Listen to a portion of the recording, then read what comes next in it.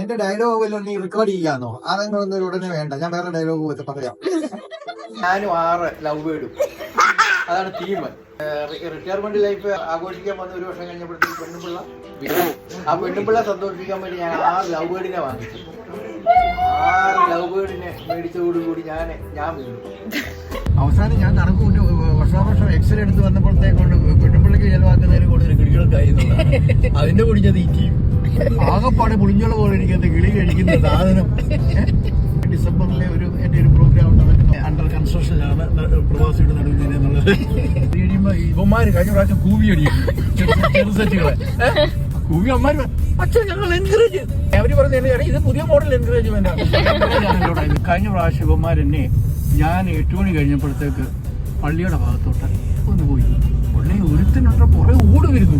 അച്ഛ പോകല്ലേ, ശ്രീനിവാസന്റെ പടത്തിലെ പോലെ അച്ഛ പോകലെന്ന് പറഞ്ഞ് ഓടി വരുന്നു. ഉടനെ തന്നെ പേര് വിളിക്കും, അച്ഛാ പോകരുത്. അപ്പൊ ഞാൻ പറഞ്ഞു, ജനങ്ങളെ സഹോദരങ്ങളെ, ഞാൻ വിചാരിച്ചു ഇത്ര ഒരു കൊടുഞ്ചത് ഇവന്മാർ ചെയ്യാൻ പോവാണെന്നുള്ളത് ഞാൻ മനസ്സിലാക്കിയില്ല. പാട്ട് പാവം പോലെ യൂത്ത് ലീഗിലെ കുഞ്ഞുങ്ങളെല്ലാം ഈ കുറുക്കന്മാരെല്ലാം നിരന്ന് അങ്ങനെ നിൽക്കുന്നുണ്ട്. ഞാൻ സന്തോഷമായിരുന്നു എനിക്ക്. അവസാനം ഇവന്മാരൊരൊറ്റ കൂവലെന്നെ.